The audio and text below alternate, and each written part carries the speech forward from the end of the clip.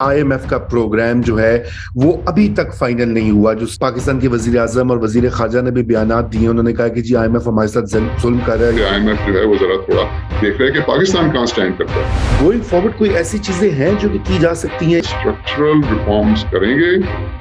There is no magic solution. मैं आपको अगर लिस्ट शेयर करूं कि हम क्या क्या इंपोर्ट करते हैं, आप हैरान हो जाएंगे कि कोई ऐसी चीज नहीं है जो हम इंपोर्ट नहीं करते हैं। इंपोर्ट कंप्रेशन करके आप इकोनॉमी को नहीं चला सकते। तमाम पॉलिटिकल गवर्नमेंट्स जो हैं वो जैसे ही आती हैं उनकी कोशिश होती है कि पावर जो है ना वो कंसोलिडेट करें। पाकिस्तान दुनिया का 5वां बड़ा मुल्क है आबादी के एतबार से। कैसे जो है ये अपनी गवर्नेंस का निजाम जो है इसको ठीक करने की बात करें? डिस्ट्रिक्ट्स को आप सूबे बना दें, सारा इंफ्रास्ट्रक्चर एग्जिस्ट करता है, उससे आपकी लोकल गवर्नमेंट का मसला भी हल हो जाएगा, सूबों का मसला भी हल हो जाएगा।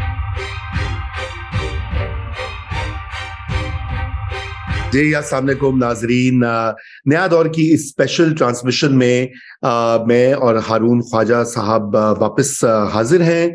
और आपने देखा कि पिछले चंद हफ्तों से हम मुस्तकिल जो है पाकिस्तान की मईशत, पाकिस्तान की गवर्नेंस, पाकिस्तान की अंदाज़े हुक्मरानी जो है उसके ऊपर गुफ्तगू कर रहे हैं। हम हारून ख्वाजा साहब से उनके तजुर्बे की बुनियाद के ऊपर ये बात भी कर रहे हैं कि पाकिस्तान को आखिर ठीक करना है तो उसमें क्या क्या चीज़ें जो हैं वो बेहतर करने की जरूरत है। तो आज भी हम यही बात करेंगे। आपको पता है नाजरीन के IMF का प्रोग्राम जो है वो अभी तक फाइनल नहीं हुआ। जो स्टाफ लेवल एग्रीमेंट जिसे कहा जाता है, जो बुनियादी मायदा, वो कागज का टुकड़ा जिसके ऊपर दस्तखत होते हैं, वो भी अभी तक नहीं हुआ। तो मैं आज की जो गुफ्तगू है हमारी, हारून ख्वाजा साहब आपने एक मजमून भी लिखा है द फ्राइडे टाइम्स के लिए, आज वो छपा है। तो मैं चाह रहा था कि वो आपने उसमें बड़ा ही एक जिसे कहते हैं ना तशवीशनाक नक्शा खींचा है कि अगर हमने अपनी पॉलिसियों की सिमत को दुरुस्त ना किया तो आने वाले सालों में पाकिस्तान की मईशत को और पाकिस्तानियों को खुदा न खास्ता क्या नुकसानात हो सकते हैं। तो आज जो सबसे बड़ा इस वक्त सवाल, जो आज आपको पता है कि पाकिस्तान के वजीर आजम और वजीर खारजा ने भी बयानात दिए, उन्होंने कहा कि जी IMF हमारे साथ जुल्म कर रहा है या ज्यादती कर रहा है। तो ये जो अग्रीमेंट है, स्टाफ लेवल एग्रीमेंट, आपके ख्याल से एक तो ये बताइए कि ये क्यों नहीं हो रहा और क्या वाकई IMF नाइंसाफी कर रहा है पाकिस्तान के साथ?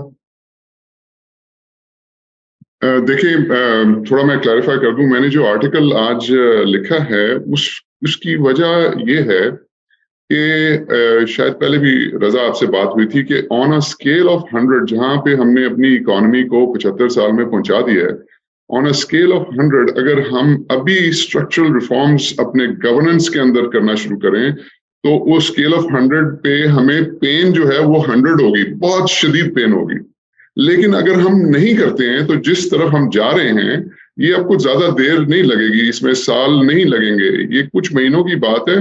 अगर हम नहीं करेंगे ये स्ट्रक्चरल रिफॉर्म्स और अगर खुदा ना खास्ता कोई मेल्ट डाउन होता है, फाइनेंशियल मेल्ट डाउन, तो आपकी वो जो स्केल ऑफ 100 के ऊपर पेन है वो 1000 हो जाएगी।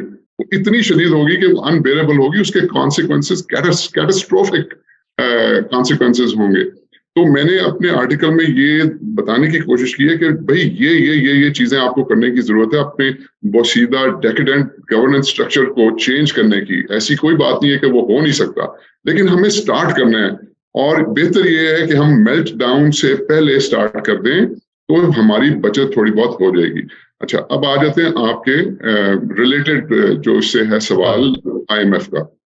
देखें, इसमें तीन चीजें आप ले लें। एक तो IMF एक फाइनेंशियल इंस्टीट्यूशन है। आप किसी भी बैंक के पास जाते हैं तो वो पहले आपको आपके फाइनेंशियल वाइटल्स को चेक करेगा, आपकी लिक्विडिटी सिचुएशन को चेक करेगा और मोस्ट इंपॉर्टेंटली आपकी एबिलिटी टू पे बैक। वो at the end of the day वो बैंक है। वहां पे जो प्रोफेशनल बैंकर्स, इकोनॉमिस्ट, टेक्नोक्रेट्स बैठे हैं, उनका गोल ये नहीं है कि पैसे दे दें ताकि वो डूब जाएं। उनका गोल ये है कि पैसे दें ताकि वो वापस आए। तो अगर उसको एक स्पेसिफिकली टेक्नोक्रेटिक लेंस से देखा जाए तो वो कोशिश कर रहे हैं कि भाई ये पैसे हम दे तो देंगे, वापस कैसे मिलेंगे। अब उन्होंने उसके लिए प्रायर एक्शंस वगैरह, ये सारी जो चीजें आप बिजली को बढ़ाना है और टैक्स GST लगाना है वगैरह वगैरह, वो उन्होंने करा लिए हैं। लेकिन मसला ये है कि अभी क्यों नहीं हो रहा। अच्छा, अब फिर दूसरे इशू के अपने तीन इशू मैंने आपको बताया। तो पहला प्योरली टेक्नोक्रेटिक है। दूसरा इशू जो है वो मैं समझता हूं कि वो थोड़ा रीजनल भी है और परहैप्स इंटरनेशनल भी है। अभी आपने देखा कि सऊदी अरेबिया और ने यस्टरडे उन्होंने अपने डिप्लोमेटिक रिलेशंस जो हैं वो बहाल कर लिए, और उसके अंदर चाइना ने बहुत इंपॉर्टेंट रोल प्ले किया, विच मीन्स कि चाइना जो है वो वर्ल्ड स्टेज के ऊपर अपनी एक जो जगह है उसको मुस्तहकम कर रहा है। वो वर्ल्ड को बता रहा है कि हम एक पावर टू बी रेकन्ड हैं, और हम फ्यूचर में एक ऑल्टरनेट निज़ाम जो है वो पेश ऊपर उन्होंने कर दिया। 2 साल पहले शी जिनपिंग जो थे उनकी जो स्पीच थी उनमें उन्होंने कहा था कि जी ये भी एक निज़ाम है, आप हमारी हिस्ट्री देखें हमने कैसे अपने आप को ठीक किया वगैरह। तो अच्छा, फिर एट द सेम टाइम जो बेलारूस के जो प्रेसिडेंट हैं वो ईरान का दौरा कर रहे हैं। बेलारूस आपको पता है वो रशिया का एक प्रॉक्सी मुल्क है। तीसरी चीज ये है कि यूक्रेन ने धमकी दी है कि वो मोल्डोवा जो है उसके ऊपर हमला कर सकता है, क्योंकि मोल्डोवा एक कंट्री, छोटी सी कंट्री है जो कि यूक्रेन और रशिया के दरमियान है, जहां पे रशिया की स्टॉक पाइल्स ऑफ वेपन्स वगैरह हैं, और यूक्रेन को ये शक है कि वो वहां से यूज हो रहे हैं वेपन्स उनके खिलाफ। तो ये चौथी चीज ये है कि in the past about 4 to 6 weeks बहुत शदीद रेटरिक जो है यूनाइटेड स्टेट्स के अंदर एंटी चाइना है वो शुरू हुआ है। एंड आपको याद हो बलून वगैरह का तस्करा आ गया, हुआ था जी, हाँ हाँ हाँ। लो अप किया था उन्होंने। एंड में उन्होंने कहा नहीं जी नहीं, ये हम प्रूव नहीं कर सकते कि इसमें चाइनीज इन्वॉल्वमेंट है या नहीं है। लेकिन उसके बावजूद ये बहुत ही मीडिया के अंदर वाइडली सर्कुलेट हो रहा है कि चाइना जो है वो अपनी जो है power at the expense of US hold over the world उसके ऊपर इस्टेब्लिश करने की कोशिश कर रहा है। तो मेरे ख्याल से ये एक ग्लोबल एंड रीजनल इशू भी है, जिसकी वजह से आईएमएफ जो है वो जरा थोड़ा देख रहा है कि पाकिस्तान कहाँ स्टैंड करता है, क्योंकि चाइना एक ऑल्टरनेट बन रहा है। और तीसरी वजह, just to wrap up the argument, वो देखिए वो भी कॉमन सेंस है। अब मैं समझता हूँ कि अगर मैं आईएमएफ के मैनेजमेंट या बोर्ड में बैठा हूँ तो मैं ये सोचूं कि यार ये मैं पाकिस्तान के साथ डील कर रहा हूँ, एक दफा नहीं, 2 दफा नहीं, मुतअद्दिद दफा, सेवरल टाइम्स मैंने इनको पैसे दिए हैं, और जैसे ही मैं पैसे देता हूँ ये पेट्रोल की प्राइस 10 रुपए बढ़ाने की बजाय 50 रुपए कम कर देते हैं। तो मैं इनको, अभी सिचुएशन इनकी ऐसी है कि एक सबसे बड़ी पार्टी जो है वो कह रही है इलेक्शंस कराओ, पीडीएम जो है वो इलेक्शन कराना नहीं चाह रही है। हम इनको अगर मसलन कल पैसे दे देते हैं, मसलन लेट्स अस्यूम कि इनको कल पैसे मिल जाते हैं पीडीएम की गवर्नमेंट को, और एक हफ्ते के अंदर जो है प्राइम मिनिस्टर अनाउंस करते हैं जी हम 50 रुपए प्राइस गिरा रहे हैं पेट्रोल की, ताकि उनको पॉलिटिकल कैपिटल मिले, और इलेक्शन अनाउंस कर देते हैं। ठीक, अच्छा, बेस्ट केस सिनेरियो ये है कि 50 रुपए कम करने की वजह से उनको वोट ज्यादा मिलेंगे, उनकी सीटें ज्यादा मिलेंगी। और वर्स्ट केस सिनेरियो ये है कि अगर वो इलेक्शन हार भी जाते हैं तो अगली गवर्नमेंट के लिए लैंड माइंस जो है वो बिछ जाएंगी, जिससे एक तो है ना वो वन अप हो जाएंगे, जो पिछली गवर्नमेंट ने किया था इनके साथ ये भी वही करेंगे। आपको याद है वो शायद खाकान साहब की गवर्नमेंट थी, उस वक्त उन्होंने इनकमिंग पीटीआई गवर्नमेंट के लिए लैंड माइंस छोड़ी, जो आउटगोइंग पीटीआई गवर्नमेंट थी उन्होंने पीडीएम की गवर्नमेंट के लिए लैंड माइंस छोड़ी। सो ये एक तो उनका वो टिट फॉर टैट, और दूसरा ये है कि जो इनकमिंग गवर्नमेंट जो है उसकी फेलियर के लिए वो एक स्टेज सेट कर जाएंगे। सो मेरे ख्याल से personally, this is my personal view, Allah जानता आगे क्या होगा, कि मैं नहीं समझता कि आईएमएफ फिलहाल होगा। अच्छा, ओहो, ये तो फिर बड़ी एक संगीन बात हो जाएगी। अच्छा, आपको पता है पाकिस्तान में इस वक्त बड़े र्यूमर्स भी, आज सुबह भी मेरी किसी से बात हो रही थी, वो कह रहे थे कि जी ये तो जिस तरह से लड़ाई झगड़ा यहाँ पे हो रहा है, यहाँ पे तो कोई टेक ओवर भी हो सकता है, यहाँ पे कोई लंबे अरसे की एक जो है इंटरिम गवर्नमेंट भी आ सकती है। बड़ी देर से आपने देखा होगा ना इस तरह की बातें, र्यूमर्स चल रहे हैं। तो क्या आईएमएफ उनके साथ अगर वो देखेगा कि वो ज्यादा स्टेबल एक गवर्नमेंट का दौरानिया है अगर कोई टेक ओवर होता है, या कोई इस तरह की कोई लॉन्ग टर्म केयर टेकर आती है, या खुद मिलिट्री, जो कि होता रहा है पाकिस्तान की हिस्ट्री में, कोई नई बात तो नहीं होगी, तो फिर आपके ख्याल से क्या आईएमएफ में ज्यादा कीन होगा? मेरे ख्याल से देखें, इट्स प्रीटी क्लियर कि एक स्टेबल गवर्नमेंट जो है उसके साथ they would prefer to deal with, अब वो इलेक्शंस की सूरत में आती है, प्रेफर्ड ऑब्वियसली तरीका तो वही है, इलेक्शन हो और जो भी जीते, मतलब PMLN जीते, PPP जीते, PTI जीते, जो भी जीते, वो एक मैंडेट लेकर आए और वो बैठ के इस एग्रीमेंट को कंक्लूड करे। तो मेरे ख्याल से तो IMF प्रेफर ये करेंगे। हैविंग सेड दैट, अगर ये प्रेफर्ड तरीका नहीं होता और हमारे पॉलिटिशियंस अपनी माजी की गलतियों से नहीं सीखते, और फिर कोई एक कंपल्सरी इंटरवेंशन करनी पड़ती है क्योंकि मुल्क के हालात ऐसे हैं, तो आई सपोज ये तो हमारे साथ पिछले 3-4 दफा हो चुका है। और फिर जब ये कंपल्सरी इंटरवेंशन होती है वो 1-2-3 साल के लिए नहीं होती, वो तो आप you're talking about 8 to 10 years। तो फ्रॉम IMF के लेंस से 8 से 10 साल इज ऑफ कोर्स स्टेबल। जी बिल्कुल। अच्छा जी, तो मैं हारून साहब, ये मैं चाहता हूं कि लेट्स टेक दिस फर्दर। और इससे पहले कि मैं ये चाहता हूं, ये IMF वाला, अच्छा अब ये कि फर्ज कीजिए कि हो जाता है स्टाफ लेवल एग्रीमेंट, कोई डिप्लोमेसी काम आ जाती है और एक वक्ती रिप्रीव मिल जाती है। आपने शुरू में कहा जब तक ढांचे, स्ट्रक्चरल रिफॉर्म्स या जो ढांचा नहीं जब तक हम बदलेंगे मईशत का, हमारी सारी जो है, तो उस वक्त तक ये मामला ठीक नहीं होगा। तो ये तो जो हम आपने इसका जिक्र भी किया कि डिफॉल्ट की तलवार तो फिर भी लटकती रहेगी। दिवालियापन जो है, जो हमारा बैलेंस ऑफ पेमेंट्स का क्राइसिस है, मतलब एक 80-90 बिलियन डॉलर्स की इंपोर्ट्स, 30 बिलियन की एक्सपोर्ट्स, और वो जो गैप है बीच में, वो यहां से फिल होता है, वहां से फिल होता है। तो ये दिवालिया तो पन तो कहीं नहीं जा रहा। ये असल बात तो जो है ना, देखिए, वो मेरे ख्याल से IMF का प्रोग्राम हो के ना हो, जो पाकिस्तान में सोचने की बात है पॉलिसी मेकर्स की, वो ये है कि आपने इस तरह की कंडीशंस को कैसे चेंज करना है कि जहां पे आपका डिफॉल्ट का रिस्क जो है या वो जो खतरा है, क्योंकि वो इस वक्त तो सबसे बड़ा एक इंस्टेबिलिटी का वो फैक्टर बना हुआ है ना। तो ये बताइए कि उसके लिए क्या करना पड़ेगा। आई नो कि कुछ तो लॉन्ग टर्म मेजर्स हैं, आपने पहले इसका जिक्र भी किया, नॉलेज बेस्ड इकोनॉमी का, एक्सपोर्ट लेड ग्रोथ का, स्किल्स और एजुकेशन को कैसे इंप्रूव करना है। लेकिन गोइंग फॉरवर्ड कोई ऐसी चीजें हैं जो कि की जा सकती हैं, खर्चे वर्चे या कोई इस तरह की इंटरवेंशंस 2-3 जो कि इस वक्त गवर्नमेंट करे, मौजूदा गवर्नमेंट करे या आने वाली इलेक्शन के बाद करे, ताकि ये कम से कम ये जो दहाने पे हम खड़े हुए हैं इससे तो जरा पीछे हटें।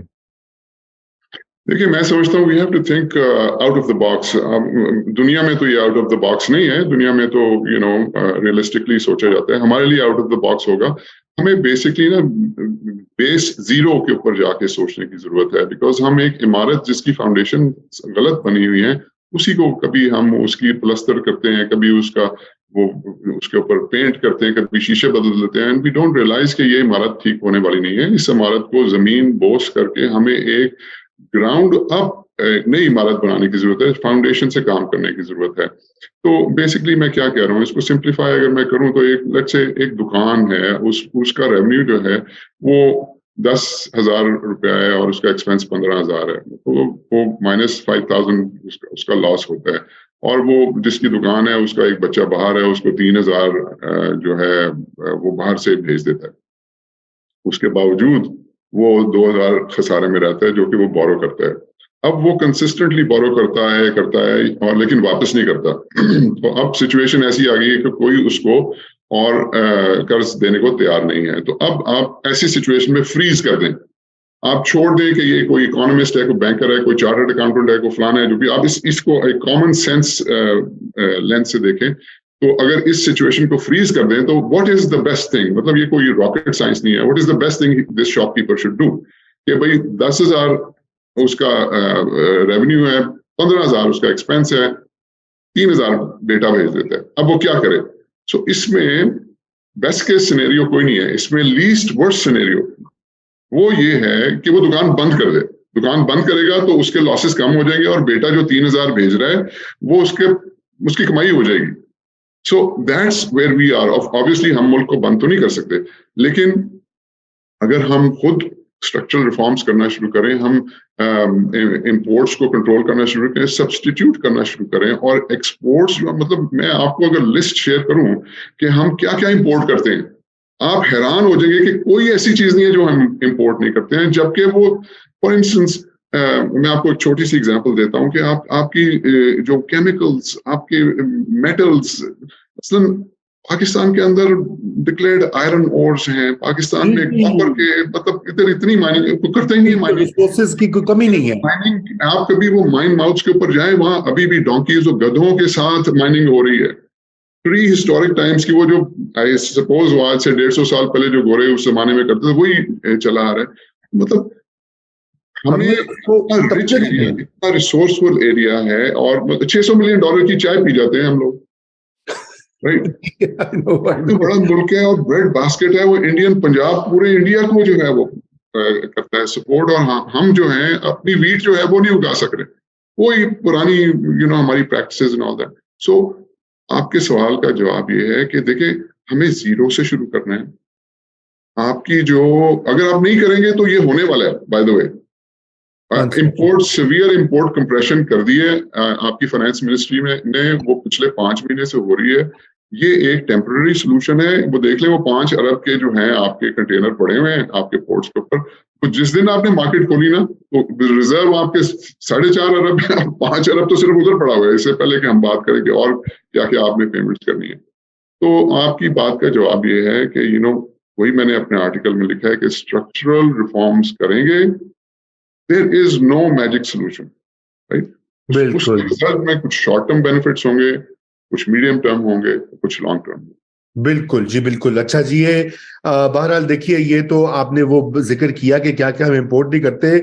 सितम ज़रीफी है कि जो एक्सपोर्ट भी करते हैं उसमें भी इंपोर्टेड माल लगता है। वो 70% जो है वो इंपोर्ट। 70%। नाजरीन सुनिए आप जरा कि जो आपको एक और इंटरेस्टिंग बात बताऊं कि आप अगर इस नंबर्स देखें, मैं भी एक्चुअली मैं पिछले हफ्ते कुछ प्रोजेक्शंस कर रहा था, तो मतलब 81 अरब जो है लास्ट ईयर की इंपोर्ट थी और कोई 31-32 अरब एक्सपोर्ट थी, और हमारी कोई 31 अरब के करीब रिमिटेंसेस थी। तो वो कोई मिलजुल के वो 62 बिलियन हमारा जो था वो इनफ्लोज थी फॉरेन एक्सचेंज की, और इंपोर्ट्स हमारी जो थी वो 81 अरब थी। तो वो 18-20 अरब का गैप था। This is before any debt payments, जो कि रेंज करती हैं 8 और 12 बिलियन के दरमियान। सो जैसे अबाउट 10 बिलियन वो है। तो ये 28-30 अरब से तो आप शुरू करते हैं हर साल नेगेटिव से, राइट? तो मैं प्रोजेक्शंस ये कर रहा था कि ये सीवियर इंपोर्ट कंप्रेशन के बाद पाकिस्तान का एंड ऑफ जून क्या होगा। तो वो उससे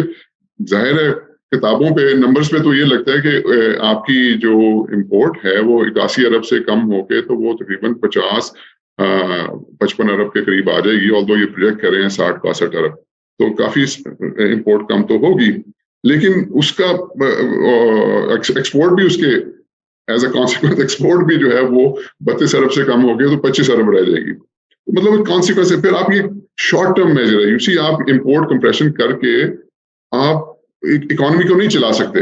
हर चीज आहिस्ता आहिस्ता बंद हो रही है, अनएम्प्लॉयमेंट क्रिएट हो रही है। सो स्ट्रक्चरल रिफॉर्म्स करने की जरूरत है। आपको इंपोर्ट सब्सटीट्यूशन करने की जरूरत है। आपको क्या जरूरत है? आप 4-5 बिलियन या अप्रोचिंग 6 बिलियन का आप पाम ऑयल मंगा लें।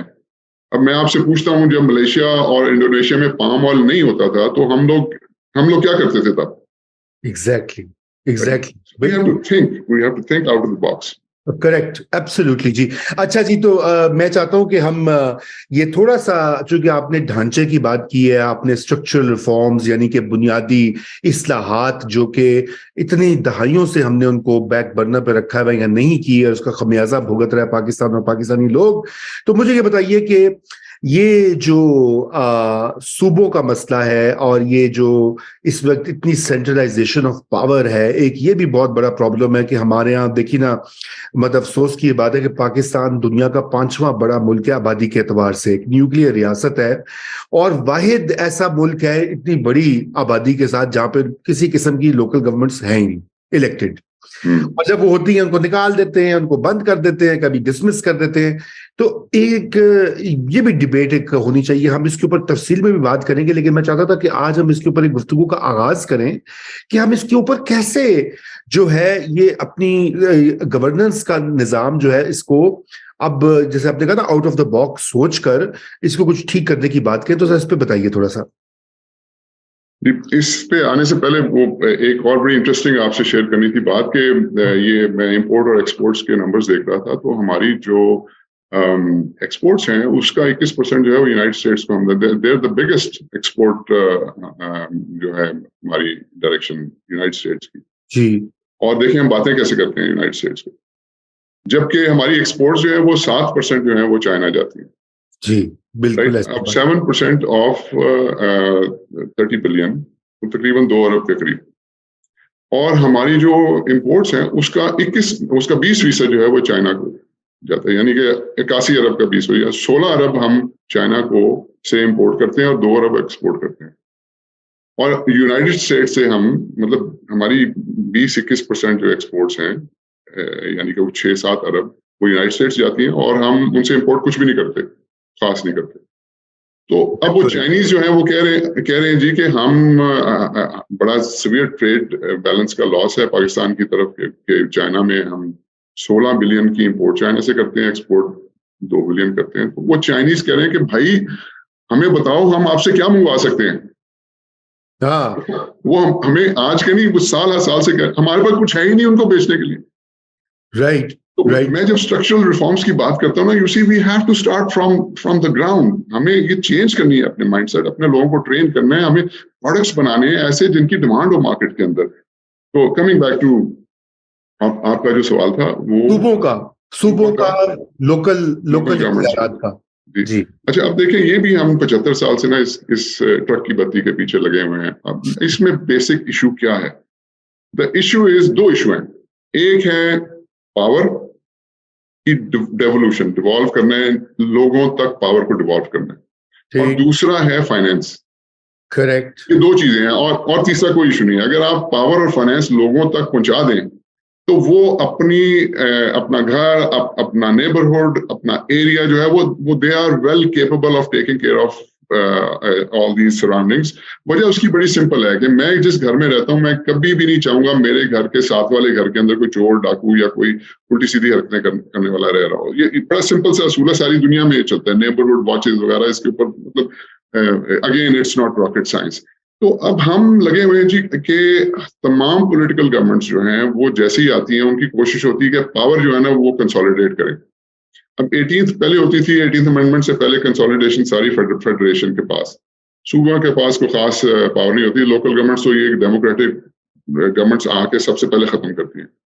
उसके बाद 18th अमेंडमेंट के बाद डेवोल्यूशन कुछ लेवल पे तो हुई, फेडरेशन से नीचे गई सूबों के पास, लेकिन सूबों ने वही रोक लिया। वो सूबे जो है नीचे नहीं देते।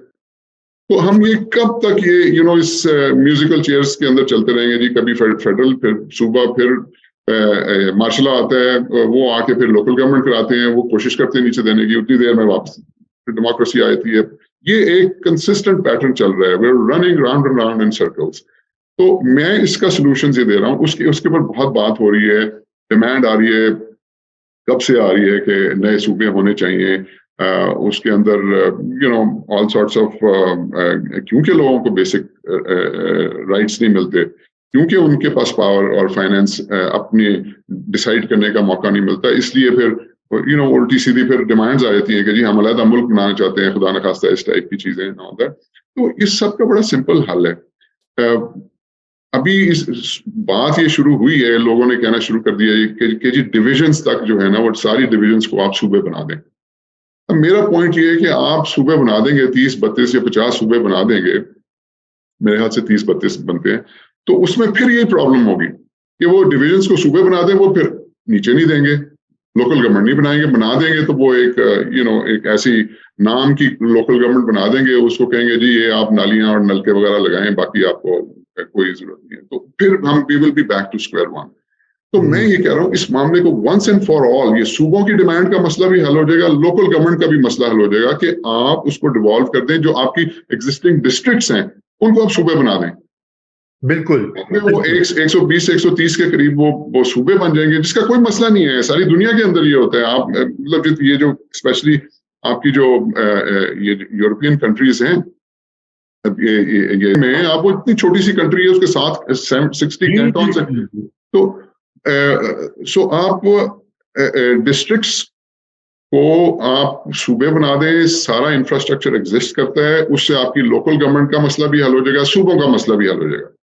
और उससे क्या होगा, एक तो पावर डिवॉल्व होगी आपकी नीचे तक, यानी कि पुलिस जो है वो सूबे की पुलिस होती है, तो मसलन कराची डिस्ट्रिक्ट जो है कराची सूबा बन जाएगा, कराची की अपनी पुलिस होगी, लाहौर डिस्ट्रिक्ट जो है वो लाहौर सूबा बन जाएगा, उसकी अपनी पुलिस होगी, वगैरह वगैरह। जैसे तमाम पुलिस के होने का, लोकलाइज होने का मतलब ये है कि लोकल लोग जो है वो अपनी पुलिस को चलाएंगे। इस वक्त देखें, पुलिस पहले होती थी, आपकी जो फॉर्मर सर्विस है डीएमजी, उसके अंडर होती थी। अच्छा, ये एलजीओ 2001 आया, पुलिस रिफॉर्म्स, पुलिस ऑर्डर नया वाला आया, वो 1861 के एक्ट को चेंज किया, उसमें इस ब्यूरोक्रेसी से निकाल के पुलिस को इंडिपेंडेंट कर दिया। लेकिन होना क्या था कि पब्लिक की ओवरसाइट में लाना था, पब्लिक सेफ्टी कमीशन बने थे, वो उन्होंने बनाए नहीं। रिजल्ट ये हुआ है कि पुलिस जो है ना वो मादर पिदर आजाद है, वो जो मर्जी करें, उनको कोई पूछने वाला नहीं है। तो पब्लिक ओवरसाइट के अंदर लेकर, और दूसरी बात फाइनेंस जो है वो सूबे के पास 18th अमेंडमेंट के बाद तो वैसे ही चला जाता है, तो लोकलाइज्ड हो जाएगा फाइनेंस। वो फिर जिस जगह का फाइनेंस है वहां पे लगेगा, खुशहाली वहां पे आएगी। ये नहीं है कि टैक्स एक जगह से इकट्ठा हो रहा है और वो जाके किसी और सूबे के अंदर लग रहा है। एग्जैक्टली बहुत अहम ये नुक्ता आपने किया। मेरे ख्याल से अगर देखें ना, ये दोनों चीजें इंटरलिंक्ड है। अगर हम इसे अपने इस ढांचे को नहीं बदलते, जिस तरह से हमारी हुक्मरानी होती है, गवर्नेंस होती है और मईशत चलती है, सारी चीज वहीं पे सेंट्रल इशू ही वो है। तो मेरे ख्याल से आज के लिए हारून साहब, thank you for joining, and I am sure कि इसके ऊपर फीडबैक भी आएगा। नाज़रीन, आप अपने सवालात अगर कोई हैं तो वो दें, अपने कमेंट्स दें, भेजें हमें, और इंशाल्लाह हम उनको पिक करेंगे और अगली जो हमारी होगा शो, उसके ऊपर हम उनको एड्रेस भी करेंगे। इसके साथ ही खुदा हाफिज।